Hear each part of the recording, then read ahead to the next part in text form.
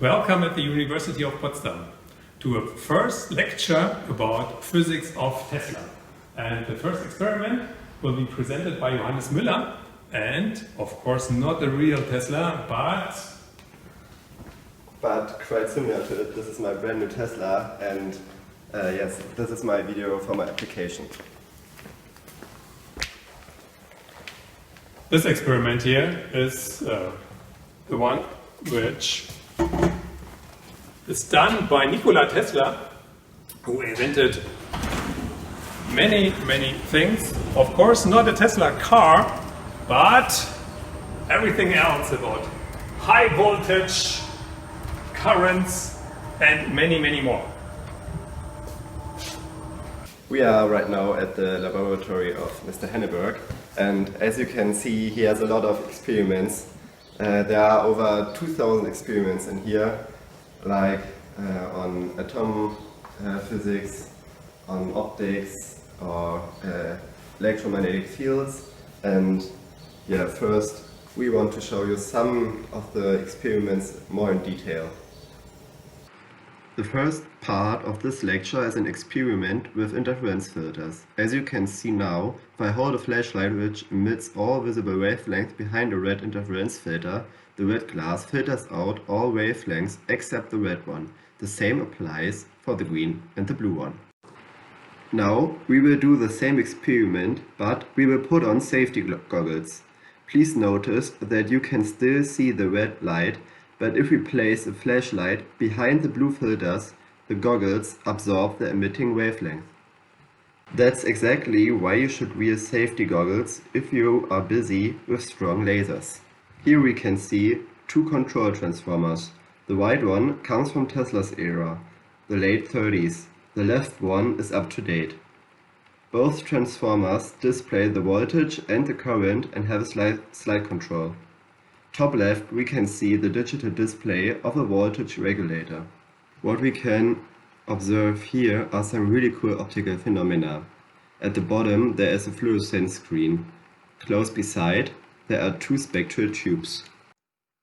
For example, on the right side we can see ionized argon gas, which emits pink light, while on the left side neon emits red light.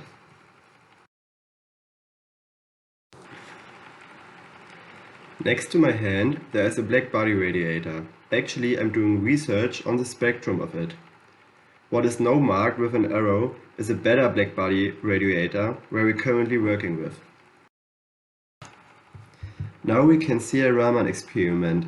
The emitted wavelength from the laser stimulates the electrons of calcium carbonate.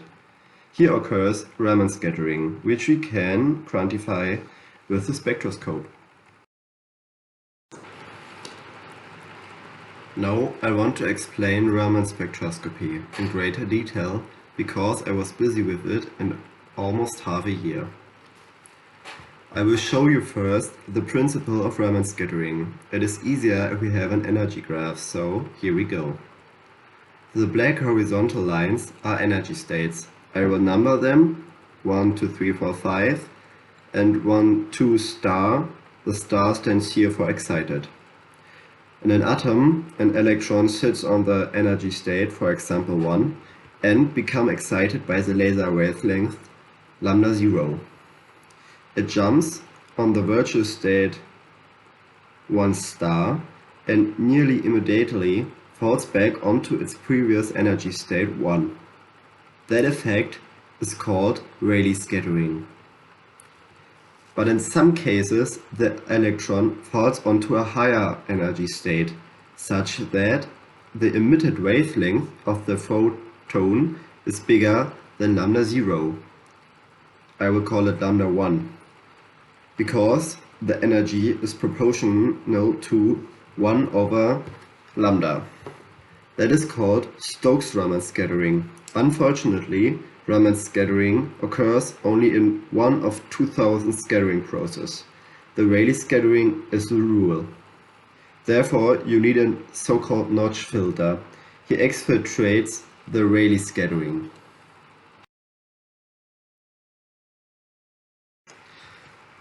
To have a look on an example, here we have my measurement of sulfur. The Raman shift is a typical unit to represent Raman scattering in papers. Of course, what strikes the eye is the Rayleigh peak around 0, but we can see also a Stokes Raman peak on 463 Raman shift, what is typical for sulfur. This experiment will be shown in classes next year, so the students come in contact with Raman scattering. The Stokes Raman peaks are unique for every element, therefore it is often used to quantify pharmaceuticals. I also want to present you my Python program for my actual assignment, the black body radiation. First I define a rainbow function. You will see later why it is called like that and why I do it. Here I do some calculation to plot a theoretically black body function of my problem. You can see it here. I will put this to the plot of my data as a comparison. Thus, I import some useful packages and read the data from the spectroscopy as a CSV file or TXT file and plot my latest measurements. Then I do some adjustments, and here you can see my plot of some different temperatures, and you can see also the theoretically black body function and my rainbow function at the bottom. What we also notice here is some weird stuff happening in the spectroscopy, and I still need to fix it, but this experiment will also be shown in the lecture next year, like the Raman spectroscopy. To return to Ron's muttons, I want to show you some energy storages. The first one is quite big and heavy. I need to squash it. Oh nice, I received a much smaller battery, but wait, maybe I can compress it again. Well, that's pretty small, but it's not enough to operate a car. I need to seek for better solutions.